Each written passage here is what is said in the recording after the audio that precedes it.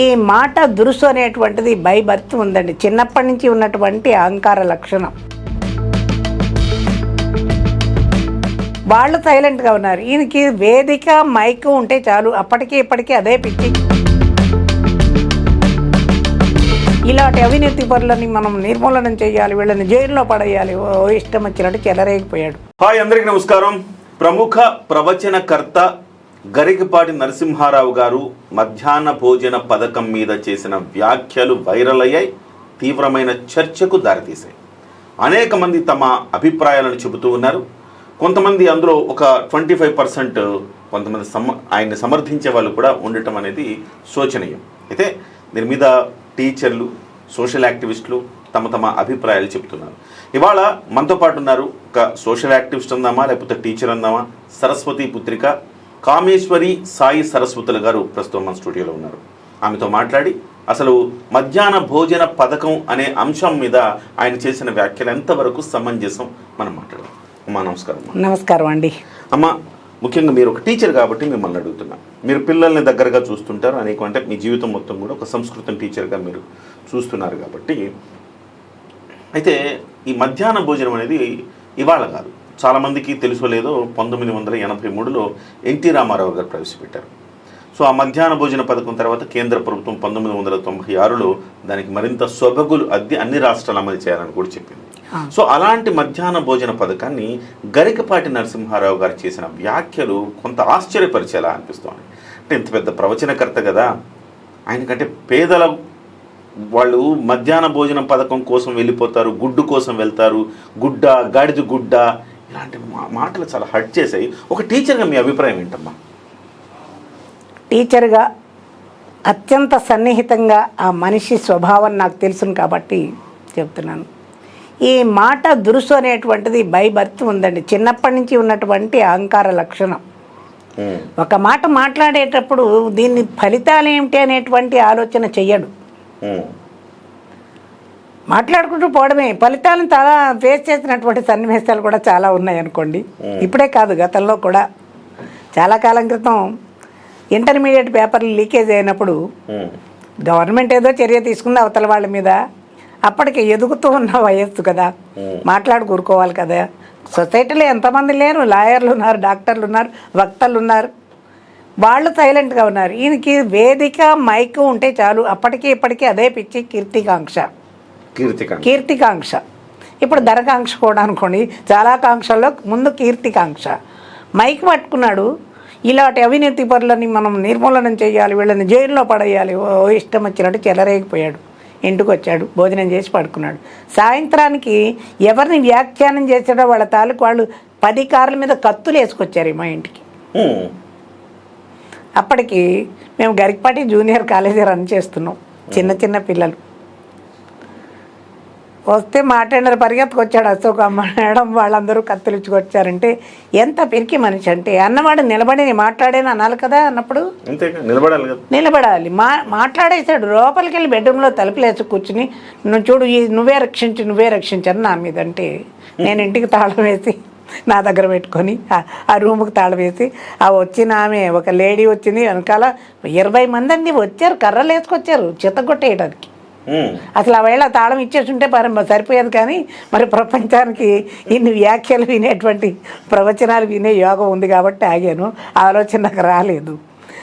వచ్చి అమ్మ ఏదో పిచ్చి బ్రాహ్మడు ఏదో అన్నాడు, క్షమించు, చిన్నపిల్లలు నా మొహం చూసి అని వాళ్ళని అరగంట సేపు బతిమాలి కూల్ చేసి మొత్తం మీద పంపించాక పెద్ద మనిషి బయటకు వచ్చాడు. ఇలాంటివి చాలా సంఘటనలు నేను చూసిందాన్ని. ఇప్పుడు ఆ మనిషి వ్యక్తిత్వం ఏంటి అనేటువంటి చెప్పగలిగిన ఏకైక వ్యక్తిని నేనే. అంటే అహంకారం అండి, మొదటి నుంచి అహంకారం. ఎందుకంటే నా అభ్యంతరం ఏం లేదు, చిన్నపిల్లలు పెద్ద నివేదికలు చెప్తున్నాయి. ఆయన చదువుకొని వాడైతే సరే, యూనిసెఫ్ దగ్గర నుంచి పెద్ద నివేదికలు చెప్తున్నాయి. 10% హాజరు శాతం పెరిగింది, డ్రాప్ అవుట్స్ తగ్గాయి. సో పిల్లలు పోషకాహార లోపంతో బాధపడుతున్నారు కాబట్టి సహజంగా గుడ్డు అనేది అతి చౌకగా దొరికే ఒక ప్రోటీన్ కాబట్టి అది పెట్టాలని ప్రభుత్వం యోచించినప్పుడు గాడిద గుడ్డు కోసం వస్తావా నువ్వంటే పిల్లవాళ్ళని, పేద పిల్లల్ని అంత నీచంగా మాట్లాడితే అది ఏ రకమైన మైండ్ సెట్ అనుకోవాలమ్మా? మైండ్ సెట్ సరిగా ఉన్నవాడు కాదు మొదటి నుంచి, అది చెప్పేది ఏముంది. కానీ పేదతనం అంటే తెలియదండి, పేదతనం అంటే తెలియదు ఫస్ట్ పాయింట్. అందుకే అందుకే ఎందుకంటే పేదవాళ్ళు వాళ్ళకి ఆకలి తెలియదు. ఈ మనిషిని తీసుకుని ఒక రూమ్లో పడేసి ఒక్కరోజు భోజనము నీళ్లు లేకుండా చేస్తే పేదరికం అంటే తెలుస్తుంది. అక్కడ ఉన్న కాలంలో నాకు తెలియదు, బయటకు వచ్చాక సొసైటీని చూస్తే నేనే నాకు కొన్ని రోజులు భోజనాలు లేకుండా బతికిందాన్ని. ఇప్పుడు ప్రైవేట్ కాలేజీల్లో పేద పిల్లల్ని చూస్తే చాలా బాధ అనిపిస్తుంది నాకు. వాడు బాక్స్ తెచ్చుకోపోయినా, వాడు తినకపోయినా నేను వాళ్ళని కొంచెం పలకరిస్తూ ఉంటాను. ఈ మనిషికి అవకాశాలు లేవు, ఎప్పుడు ఏసీలో ఉంటాడు, కార్లు, హాయిగా ఇన్ టైంకి అన్నీ అందించాలి. ఒకవేళ నేను ఎప్పుడైనా కాస్త అందించకపోతే కాస్త లేట్ అయినా కొంచెం చల్లారిన ప్లేట్ పట్టమని విసిరేస్తాడు. అహంకారం ఇంట బయట నిలువునా అహంకారం. అర్థం చేసుకోవడమో తెలియదు. టైంకి అన్నీ దొరుకుతున్నాయండి. కడుపు నిండిన వాడికి ఆకలి సంగతి ఎట్లా తెలుస్తుంది? చిన్నప్పటి నుంచి వాళ్ళు బాగా వెళ్ళాల్సింది. చాలా గారంగా పెంచారండి తల్లి తండ్రి. మేమందరం నడుచుకుంటూ పెడితే జీతగాడు భుజాలు ఎక్కొచ్చేవాడు 6th to 10th వరకు. సుబ్బారావు జీతగాడి పేరు. వాళ్ళ నాన్న నడిపించలేదు, చాలా ప్రేమగా చూశారు. 14 years వచ్చే వరకు వాళ్ళ అమ్మాయి ఎత్తుకోవడం మాకు తెలుసు. మేము జోరుబాలు క్రికెట్లు ఇవన్నీ మేము ఆడుతుంటే కూర్చుని ఉండేవాడు, ఆడేవాడు కాదు. అయితే శాస్త్రాలు అన్నీ చదువుకున్నాడండి, కాదనంటే శాస్త్రజ్ఞానం అంటే ఏంటి, జ్ఞాన సారాన్ని నువ్వేమర్థం చేసుకున్నావు. అయితే ఇక్కడ పేదరికం ఎందుకు మాట్లాడే పొగరు చూసారో లేదు. నువ్వు వస్తేరా లేకపోతే మానే అంటున్నాడు. చదువుగా పేదవాడి చదువు గురించి ఏం తెలుస్తుంది, వాడి ఆకలి ఏం తెలుస్తుందండి? ఒక్కసారి ఏ ఆర్ఫన్ సెంటర్ కన్నా వెళ్ళాడా? ఏం పోనీ ఓల్డ్ ఏజ్ హోమ్లకి ఎక్కడైనా ఏ పేదవాళ్ళు ఉన్న చోటుకు వెళ్ళాడా? లక్షలు సంపాదిస్తున్నాడు కదా, వెళ్ళాడు, ఓ 1,00,000 మాట్లాడిన దానికి తీసుకున్నాడు. ఒక కార్యకర్తని పిలిచి ఒక 10,000 ఇచ్చి పేదవాళ్ళు ఎవరైనా ఉంటే 10,000 వాళ్ళకి ఇయ్యని ఏనాడన్నా అన్నాడా? ఎంతసేపు బ్యాంకుని నింపుకోవటమే పైసా. ఇంట్లో కూడా ఏనాడు నాకు స్వతంత్రంగా ఒక చిన్న కొబ్బరి మొక్క కొన్నాను సార్, ఎగ్జాంపుల్ చెప్తున్నాను, 25 rupees పెట్టి. ఇంటికి వస్తూనే మొక్క తీసి రోడ్డు మీదకి విసిరిపడేసాడు. 25 rupees ఖర్చు పెట్టావు, నాకు చెప్పకుండా పైసా ఖర్చు పెట్టకు. మరి స్త్రీ స్వాతంత్రం గురించి మాట్లాడతాడు. మాట్లాడేవాడు చేసేవాడు చేయడు, చెప్పేవాడు చెయ్యడు, చేసేవాడు చెప్పడు. ప్రవచనాలన్నీ ఎంత గాలి పోగేసి మాట్లాడు. ఇప్పుడే కాదు అంటే ఆయన ఎందుకు తరచూ వివాదాస్పదం అని వ్యాఖ్యలు చేశారు. విశ్వ బ్రాహ్మణుల మీద కొన్ని వ్యాఖ్యలు చేశారు, తర్వాత క్షమాపణ చెప్పారు. ఆ తర్వాత అది కూడా నాకు తెలిసి భయంతో క్షమాపణ చెప్పారని అనుకుంటున్నా. ఇవాళ ఆయన మీద ఎవరు వచ్చి దాడి చేస్తారు అన్న భయం ఉంటే క్షమాపణ చెప్తారు, లేకపోతే పెద్ద మనసుతో క్షమాపణ చెప్పచ్చు నేనైతే అనుకుంటున్నా. ఎందుకంటే పేదవాళ్ళ పట్ల మీరందరూ అట్లా భావిస్తే నన్ను క్షమించండి అని అడగచ్చు, కానీ ఇవాళ క్షమాపణ చెప్పండి అని ఎంత డిమాండ్ వచ్చినా కానీ చెప్పాల. చిరంజీవి గారి విషయంలో ఆ రకమైన వ్యాఖ్యలు చేసినప్పుడు కూడా క్షమాపణ చెప్పాలి అన్నప్పుడు చెప్పలేదు. బహుశా క్షమాపణ చెప్పాలన్న పెద్ద మనసు, దానికి కూడా గొప్ప మనసు ఉండాలి సార్. ఉండాలి కదా. అందరూ చేస్తారమ్మా, నేను కూడా తప్పు మాట్లాడతా, నేను తప్పు మాట్లాడితే అయ్యో నేను పొరపాటుగా మాట్లాడినట్టు క్షమించండి అంటే ఏమవుతుంది? అందరూ గోల్డ్ స్మిత్ల దగ్గర కూడా కొడతా, అంతమంది వస్తే కొడతారని భయానికి అన్నాడు, కానీ వీడి దిగడు. వీడనే హక్కు నాకు ఉంది, ఎవరు దీని గురించి విమర్శలు అవసరం లేదు. నా కళ్ళ ముందు పుట్టి పెరిగినవాడు, నాకంటే చిన్నవాడు కాబట్టి చెప్తున్నాను, ఇంట్లో మనిషి కాబట్టి. ఇలా 2 చేతులు దగ్గరకు రావడానికి ఇప్పుడు అందరికీ మొహమాటం లేకుండా చెప్తున్నానండి. 60 ఏళ్ళ తర్వాత వైద్యం ఎందుకండి? గుండెలు మీద చేసుకుని శివాశంకర అనుకోండి, వెళ్ళిపోండి, ఇంకా మీకు వైద్యం ఎందుకు, మీరు బతికి ఏం చేస్తారని చెప్తున్నాడు. నీకు 60 ఏళ్ళు దాటే కదా, నువ్వు గుండెల మీద చేసుకుని శివాశంకర అనుకోవచ్చు కదా. పోయి పేదవాళ్ళు కొట్టడం ఎందుకు? పోనీ ఎప్పుడైనా ఏ ఆర్ఫన్ సెంటర్ కన్నా వెళ్ళాడా? పేదవాళ్ళకి గవర్నమెంట్ పెడుతోందండి, నేను ఫుల్ సపోర్ట్ పెట్టాలి. నేను క్లాస్లో ఇంటర్మీడియట్ చెప్పడానికి వెళ్తాను క్లాస్లోకి, వాడు లాస్ట్ బెంచ్లో ఇలా నీరసంగా ఉంటాడు. ఏరా ఎందుకంటే మేడం వాడు బాక్స్ తెచ్చుకోలేదంటాడు. ఒరే మీరు మీ బాక్స్లో వాడు షేర్ చేసి వాడికి పెడతారా, లేకపోతే నా బాక్స్ ఇవ్వను. పొట్ట నిండకపోతే వాడు నేను చెప్పింది ఏమి వింటాడండి? కడుపు నింటే నేను చెప్పిందే కాస్త బుర్రలోకి ఎక్కుతుంది, లేకపోతే ఒంట్లో పడుకోరా అంటాను. వాడి వాడి తిండి ఆలోచించాలండి. ప్రధానం ఏమిటి? ఇప్పుడు నువ్వు ఎందుకు సంపాదిస్తున్నావు? లక్షలు 100 కోట్లు ఎందుకు సంపాదించు? పోనీ సంపాదించడానికి ఏమన్నా ప్రయోజనం ఉందా? గట్టిగా తింటే అరగదు, ఇంత తింటావు. దాన్ని నువ్వు ఇంత తినడానికి 100 కోట్లు ఎందుకు? మృత్యు అనేటువంటిది వెనకాల ఉంటుంది కిరణ్ గారు, అది జస్ట్ ఇలా ఉంటుంది. ఇప్పుడు పోతే 100 కోట్లు ఏం చేసుకుంటావు? నువ్వే చెప్తావు కదా, సంపాదించి పిల్లలకి ఇవ్వద్దు అంటావు. ఇవ్వలే. ఎంత పేద ప్రజలు ఉన్నారు, ఎప్పుడైనా ఒక్క గుడిసెలోకి వెళ్ళాడా? చూశాడా? మనకు తెలిసే తెలియదు ఇక్కడ. మరి మా ఊళ్ళోనే చాలా మంది పేదవాళ్ళు ఉన్నారండి నిజానికి. ఆ గల్లీలకు వెళ్ళడా లేదు, గారంగా పెంచారు. హైఫై లైఫే తెలుసు, ఏసీలే తెలుసు, కడుపు నిండుతోంది. బాగుండకపోతే యుద్ధం చేయడం తెలుసు, ఇంట్లో ఉన్న ఆడదాన్ని సాధించడం తెలుసు. ఎక్స్ట్రా పిల్లలు బూట్లు కావాలన్నారండి చిన్నది, ఇల్లు కొన్న కొత్తలో 750 పెట్టి ఇద్దరికి చెరో జత కొన్నాను, నా జీతం అది. దాంట్లో వచ్చాడు హైదరాబాద్ పిహెచ్డీకి పోతుంటాడు, వస్తుంటాడు. ఒక అరుపరిచాడు, గర్జించాడు, సింహాలం కాదు కుక్కలా పిలిచాడు. ఎందుకు కొన్నావు? లోన్ తీరే వరకు కొనొద్దన్నాను కదంటే, అవి నా డబ్బులు, నా పిల్లలు, నీ పిల్లలు, మన పిల్లలు, వాళ్ళకి ఆనందం. చిన్న వయసులో ఉన్నటువంటి వాళ్ళకి కోరికలు ఉంటాయి కదా. వాడు 25 ఏళ్ళు వచ్చాక నేను బూట్లు కొట్టాను వాడికి. 2 బూట్లు తీసుకెళ్ళాడు, వాడు ఒక్కసారి కూడా వేసుకోలేదు పాపం, అటక మీదకి విసిరేసాడు. లోన్ తీరే వరకు బూట్లు కాదు ఏమీ కొనడానికి వీల్లేదంటాడు. నిరంకుశత్వం ఫస్ట్ నుంచి, అహంకారం అడుగడుగున. ఇప్పుడు కూడా ఇలా మాట్లాడడానికి కారణం ఏంటంటే ఇది లైట్ తీసుకుంటారు అనుకున్నాడు అండి. ఎందుకంటే డబుల్ లైట్ తీసుకుంటారని కాదండి, ఆయన అన్నది ఏంటంటే ప్రభుత్వాలు నా మాట వింటాయి అన్నారు. ఆ మాట అన్నారు ఆయన, ప్రభుత్వాలు నా మాట వింటారు. మాకు అసలు ఇవాళ మిమ్మల్ని పిలిచి కూడా మాట్లాడటం దేనికంటే మీ వ్యక్తిగతమైన అంశాలు తెలుసుకోవాలన్న ఆసక్తితో నేను మాట్లాడట్లేదమ్మా. నేను కేవలం మీతో ఇంటర్వ్యూ చేస్తున్నది ఏంటంటే ఒక టీచర్గా ఆయన దగ్గరగా మిమ్మల్ని చూసిన వ్యక్తిగా ఎందుకు ఇలా మాట్లాడుతుంటారు, ఎందుకు ఇంతటి అహంకారపూరితమైన వ్యాఖ్యలు చేయడం అనేది సబబా? ఇంత చదువుకున్న వ్యక్తులు, మేధావులు అని చెప్పుకునే వాళ్ళు అహంకారపూరితంగా మాట్లాడితే అది సమాజానికి ఎట్లాంటి సంకేతం వెళ్తుంది? మరి ఇప్పుడు మేధావులు అంటున్నారు కదా అందరూ.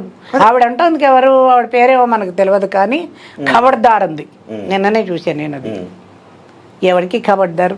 అసలు ఆవిడకి ఏం క్వాలిఫికేషన్ ఉంది, ఆవిడకి జీవితం ఏం తెలుసు, ఆవిడ పుట్టి ఎంతకాలం అయింది, ఆవిడ వయసు ఎంత, జీవితం ఏం చూసిందని ఇంత మేకప్ వేసుకుని స్క్రీన్ మీదకి వచ్చేసి ఖబర్దార్ అరెస్ట్ చేస్తే చూస్తా అంటే, ఒకసారి వెళ్ళమ్మా గరికపాటి ఇంటికి వెళ్ళి కాలింగ్ బెల్ వరకు తలుపు తీస్తే నీకు ₹1,00,00,000 ఇస్తాను నేను. ఆయనే నమ్మడు, పెద్ద ఆయన తరఫున సపోర్ట్ ఉంటుంది. ఆయన్ని ఒక రకంగా అమ్మేసింది ఈవిడే. మీరు చూడండి, పదాభివందనాలు అంటుంది. ఇప్పుడు ఆవిడ వెనకాల పెట్టిన గుడ్లు సొనకారుతున్నటువంటి గరికపాటి ఫోటో తర్వాత అంటే చూడని వాళ్ళు కూడా చూడండి అని ఆయన నమ్మేసేలో నెంబర్ 1. తర్వాత ఎప్పుడో అన్వేషేదో అన్నాడు, అది ఎవరో తీసుకురావట్లా, ఈవిడే తీసుకొచ్చింది చూడండి అని. అన్వేష్ మళ్ళీ ఆయన మాట్లాడిన అమృత పదాలన్నీ మళ్ళీ బయటకు రావాలి. ఇలాగా ఈయన తిట్టిన ప్రతి మాటని వాళ్ళు ఏదో అన్నారు అనట్లేదు, వాళ్ళు ఎలా తిట్టారో చూడండి. వీడు ఎలా మొత్తం ఎక్కడెక్కడవి సేకరించి ఆయనని తిట్టిన విమర్శలన్నీ చూపించి మొత్తం ఆయన నమ్మేసింది ఈవిడే. మళ్ళీ ఒకసారి బద్నాం చేసింది. తలుపు తట్టి మరి వాళ్ళని కరిగిపట్టి ఎలా అని గురువు గారిని అంటారా, మీరంటారా, నీ కేసులు పెడతారా, పెట్టండి అంటుంది. కేసులు పెడితే నేను చూసుకుంటానంటుందా? గట్టిగా మాట్లాడింది అనుకోండి, యూత్ 4 కర్రలు వేసుకుని ఈవిడ ఇంటికి వెళ్ళాడు అనుకోండి, ఈవిడే ప్రొటెక్ట్ చేసుకోలేదు, ఆయన్ని ప్రొటెక్ట్ చేస్తుందండి. ఇప్పుడు స్క్రీన్ ఉంది కదా అని ఇష్టం వచ్చినట్టు మాట్లాడద్దు. మీ మీద వ్యక్తిగతమైన ఆరోపణలు కూడా అవి కూడా అసలు నేనంటే ఆమెకి ఏం తెలుసండి, నాకు ఆమె మీద కోపం రాదు. ఎందుకంటే ఒకసారి విందాం, పెట్టండి. గరికపాటి వారు ఆవిడ పిల్లల్ని పెంచుతున్నారంటేనే ఆ మహనీయులు పూజ్యుల గురించి ఆయన పాదాలు తీసుకెళ్లి తలపైన పెట్టుకోవాలి. కామేశ్వరి గారు చూసే ఆన్ లుకర్స్ ప్రపంచంలో అందరికి ఇదే అనిపిస్తుంది. ముందు గరికపాటి వారి భార్య గారికి నిజంగా పాదాభివందనం చేయాలి. మనది కాందేది పెంచం పట్టించుకోం, కానీ తనకు పుట్టిన పిల్లల్ని కూడా అంత బాగా చూసుకుంటున్న మహనీయురాలకి నమస్కారం. నిజంగా గరికపాటి వారు క్షమించండి, ఇంతమంది మీ పైన ఇన్ని దాడులు చేస్తుంటే మౌనంగా సహిస్తున్నారు చూడండి, అది కేవలం మీకే సాటి. కామేశ్వరి చేసిన వీడియో ఎవరో రెచ్చగొడితే చేయించిన వీడియోలానే ఉంటుంది. ఒక్కసారి ఆ వీడియో ప్లే చేస్తాను, వినండి.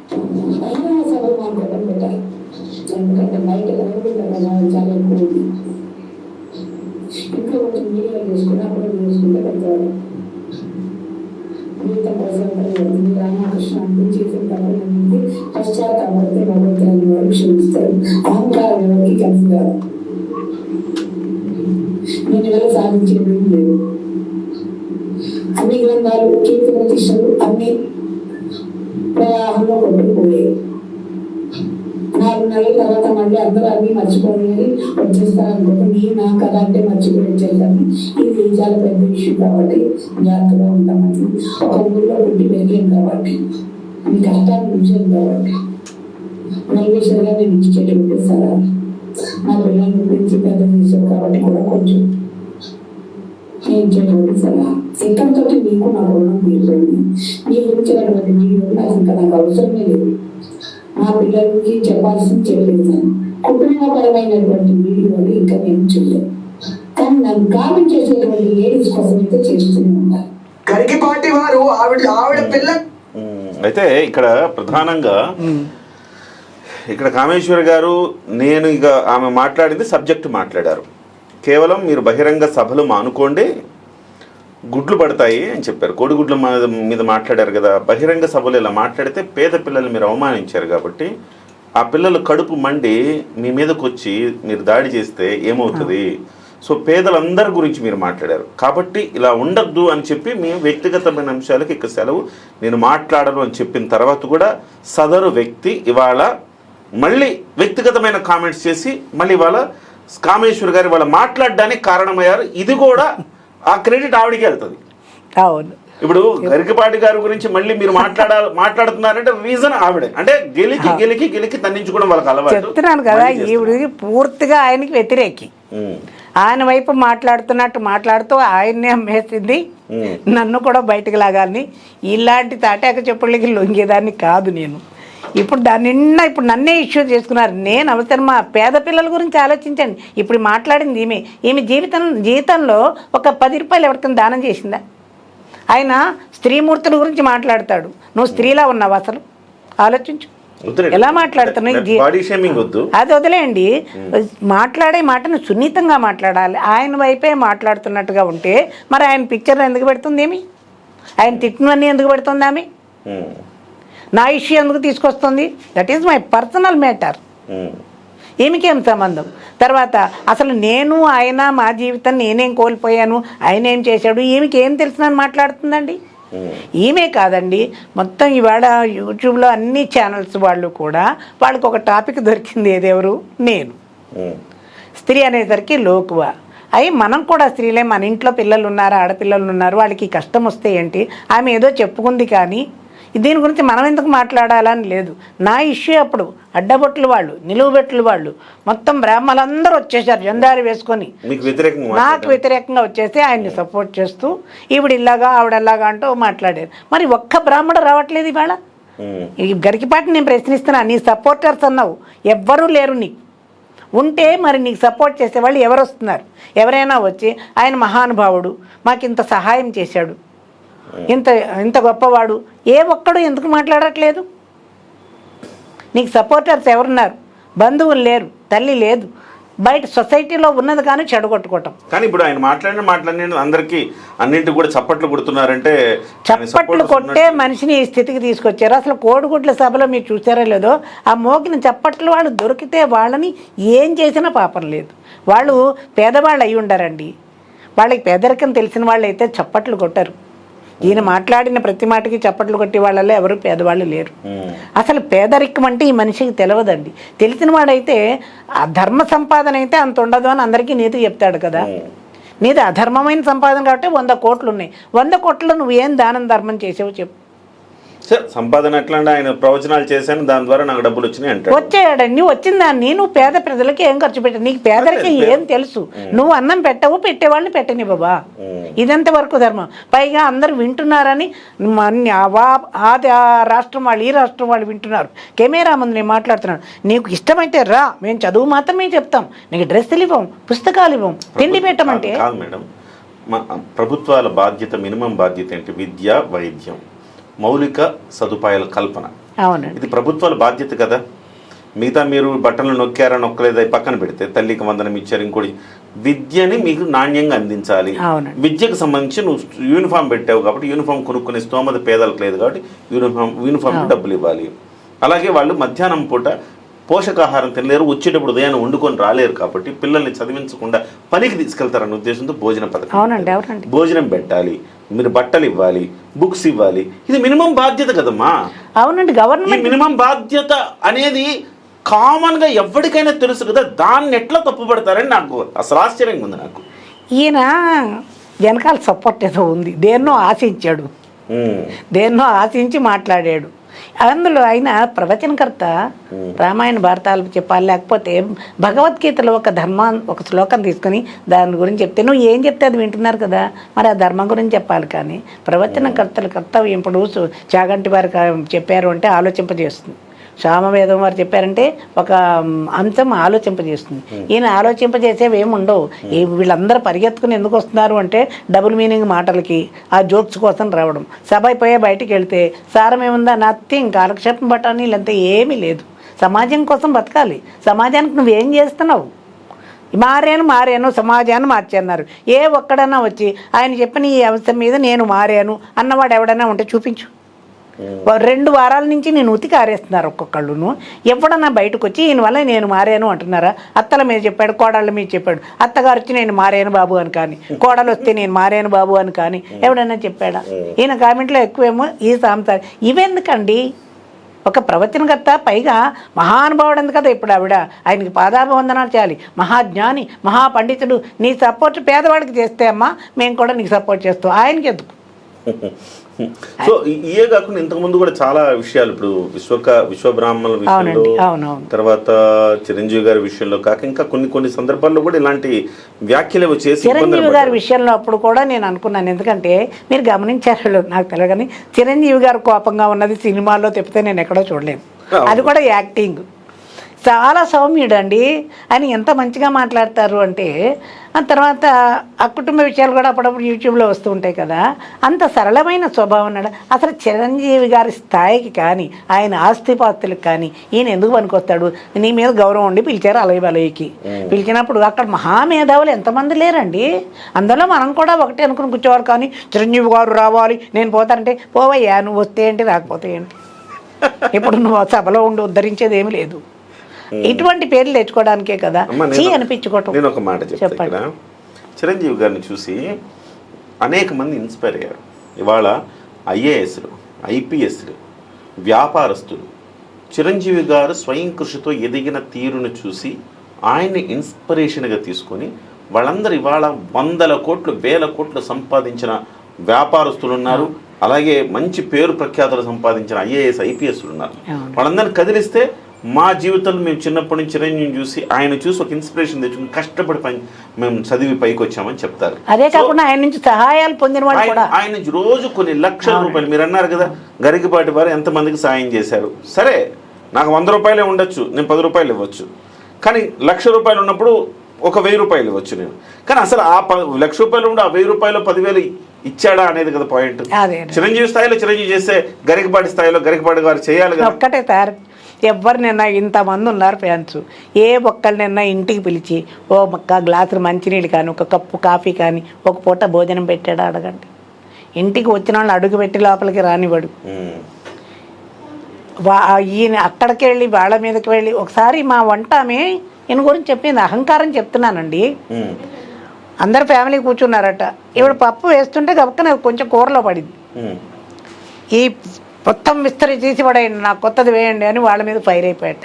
ఏం అహంకారం లేదు, అన్నం అండి, అన్నం పరబ్రహ్మస్వరూపం. అహంకారం పోయి ఇప్పుడు క్షమాపణ చెప్తారంటారు ఆయన? చెప్పాలండి. నేను అనేది ఏంటంటే, ఇప్పుడు అందరికీ అమ్మా మా మాటలు అక్కడ రోజు 100 సార్లు మాటకు ముందు నమస్కారం, వెనక నమస్కారం, మధ్యలో నమస్కారం. ఈ నమస్కారాలు లేక నా ఉపన్యాసం ఉండదు చూడండి కావాలంటే. మరి ఇంతమందికి ఇన్ని చెప్పేసి వృద్ధులు మీకెందుకు ఫ్యాన్ ఆగినట్టు నీ బతుకు ఆగిపోయింది, అది తిప్పినా తిరగదు, నీకు కాళ్ళు నడవకపోతే ఏమైంది? ఉన్న రోజుల్లో నువ్వు ఎక్కడికి వెళ్ళావు? బాత్రూమ్కి వెళ్ళలేని వాడు బొంబాయి ఎడతావా? ఇలాగ ముసలాళ్ళందరినీ విమర్శించాడు. అంతదాకా అయింది. విమర్శించిన వాళ్ళు ఎవరైనా ఉన్నారా? వాళ్ళు ఫోటోలు తీసుకుంటారండి, పెళ్లి ఫోటోలు తీసుకుని 4 డబ్బులు సంపాదించుకుని 4 బతుకుతున్నారా? ఫోటోలు వాళ్ళని విమర్శించాడు, గప్చిప్పులు వాళ్ళని విమర్శించాడు, మొన్న ఆటో డ్రైవర్లను విమర్శించాడు, జాతకాలను వాళ్ళని విమర్శించాడు, వాస్తు శాస్త్రజ్ఞుల్ని. ఒకటి చెప్తాను నా అనుభవంలో, ఇల్లు కొన్నాం, అది కాకినాడ. ఒక ఆయన వచ్చాడు వాస్తు శాస్త్రం, గురువుగారు ఇక్కడ ఇది బాగోలేదండి, మోరీ బాగోలేదు, 2 బాగు చేయించండి అంటే, బాగు చేయించకపోతే ఏమవుతుంది అన్నాడు. గర్వం కదా. అంటే ప్రాబ్లం వస్తుంది ఎవరికి అంటే ఇల్లాలకే కదా, నాకు కాదు కదా. మరి ఏమనాలండి మనిషిని? అహంకారం నిలువ మొత్తం మనిషి నరాన అహంకారం. అటువంటి వాడు పిల్లల విషయం, పేద పిల్లలు వాళ్ళ తిండి కోసము లక్షల మంది ఒక్కసారి మనిషిని చేతులు కాళ్ళు కట్టేసి పేద గుడిసెల దగ్గర తీసుకెళ్ళి చూపించాలండి. వాళ్ళ బతుకులేంటో అర్థమవుతుంది అప్పుడు. అందువల్ల ఇప్పుడు మరి ఇంత పెద్ద మనసు చేసుకుని ఎన్నో వెధవ పనులు చేసిన వాళ్ళే చేసినప్పుడే మరి గోల్డ్ స్మిత్లకు దండం ఎందుకు పెట్టావు? నా విషయంలో నేను అపాలజీ ఏం చెప్పలేదు, నా మీద కేసులు వేసావు. గరికపాటి కామేశ్వరి పెట్టానండి, అంతే చేసింది.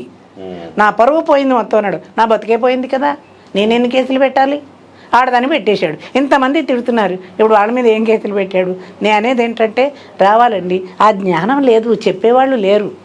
ఇప్పుడు రావక్కర్లేదు, ఇంట్లోనే కూర్చుని ఒక వీడియో చేసి నేను అన్నది పొరపాటు, తప్పైంది, నన్ను క్షమించా, అర్థం చేసుకున్నా, ఏదో ఫ్లోటింగ్ లో అనేసాను నేను. అలాగా గొప్ప మనసుతో చెప్పాలి. ఒక్కసారి ఇలా అంటే ఇన్ని తిట్లు ఉండవు, ఇన్ని గుడ్లు పగలవు నెత్తి మీద. అలా అన్నప్పుడు బహిరంగ సభలకి వెళ్ళి కూడా మళ్ళీ చెప్పుకోవచ్చు. నేను అన్నదానికి వీళ్ళందరూ వేరే వేరే అర్థాలు తీస్తున్నారు, నా వెనకాల ఎవరుండని. వెనకాల ఎవరుండని అంటే చెప్పేటువంటి అల్పమైనటువంటి మనస్తత్వం కాదు, నేను అంత అటువంటి మనిషిని కాదు. ఎవరైనా నా అభిప్రాయాలు నేను చెప్పాను, ఒకనొక వెల్విషర్గా. ఎందుకంటే తల్లి తండ్రి గారంగా పెంచారు, ఇంత ఎదిగిన వాడిని కొడుకుని చూసి పోయింది ఆవిడ లేదు. అందుకు నాకు కొంచెం కాస్త అభిమానం అనిపించి కళ్ళ ముందు పుట్టి పెరిగాడు కదా అని అన్నాను. ఎందుకంటే ఇప్పుడు కూడా మళ్ళీ ఖచ్చితంగా చెప్తున్నానండి, నా వెనకాల ఎవరు నేను చెప్పించట్లేదు. ఇలా మాట్లాడితే కడుపు మండుతోంది పేదవాళ్ళకి. ఎందుకు ఏనాడు నువ్వు పైసలు ఇవ్వలేదు, అందువల్ల మనం మాట్లాడింది. సో కాకపోతే కొంతమంది మిమ్మల్ని వ్యక్తిగతంగా విమర్శించారు కాబట్టి మీరు అవుట్ ఆఫ్ ద బాక్స్ దానికి కూడా సమాధానం ఈ క్షమాపణకే కొంచెం చెప్పేద్దామని మళ్ళీ. ఎందుకంటే ఈయన క్షమాపణ చెప్పాలి.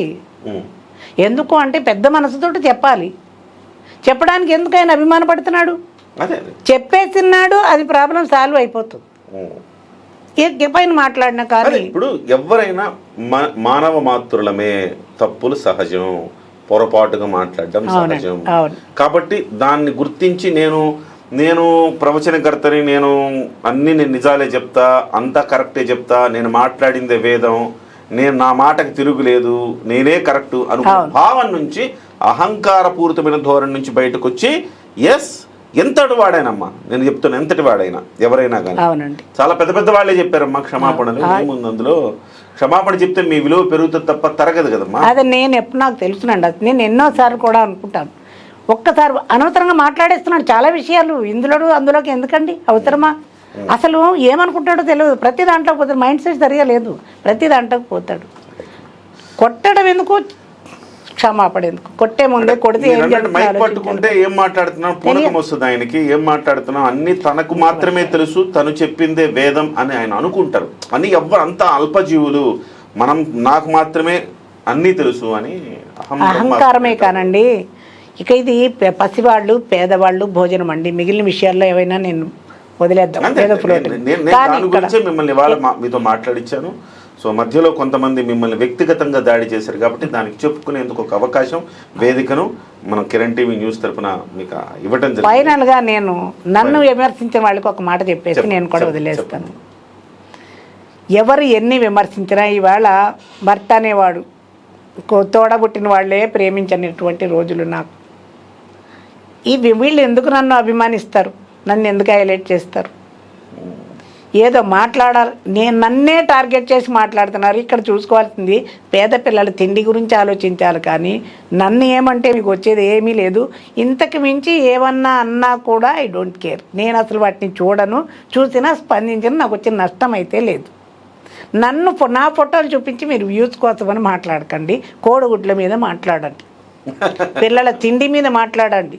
మీకు ఏమన్నా మనసు అనేది ఉంటే మీ సంపాదనలో ఒక 10% ఆర్ఫన్ సెంటర్కి వెళ్ళి ఇచ్చుకోండి. ఆయన కూడా చెప్పండి, అన్ని కోట్లు సంపాదించావు, పేదవాళ్ళ గురించి ఇలా మాట్లాడడం ధర్మం కాదు, వాళ్ళకి ఇచ్చిరా అని చెప్పండి. థ్యాంక్ యూ అమ్మా, థ్యాంక్ యూ సో మచ్. అందరి ప్రేక్షకులకు కూడా ఒక విజ్ఞప్తి, కామేశ్వరి గారికి గరికపాటి గారికి వ్యక్తిగతంగా వాళ్ళకు సంబంధించిన అంశాల్లో ఏం జరిగిందనేది వాళ్ళిద్దరికే తెలుసు తప్ప మూడో వ్యక్తులు ఒక జడ్జిమెంట్ పాస్ చేయడం కరెక్ట్ కాదు.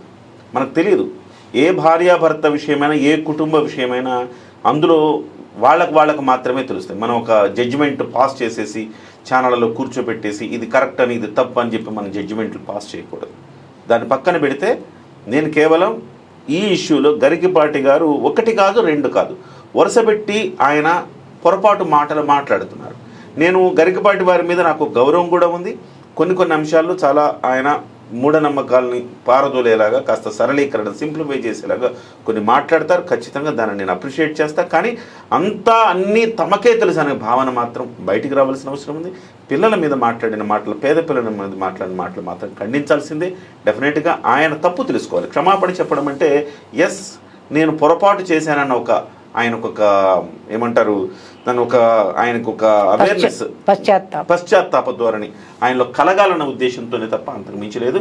ఇంకొక అంశం దీని మీద మళ్ళీ మీరు వీడియోలు చేస్తే ఎవరైనా ఖచ్చితంగా నేను మళ్ళీ వీడియోలు చేస్తాను. అనవసరమైన వివాదాలకు మీరు రెడీ అంటే నేను రెడీగా ఉంటాను.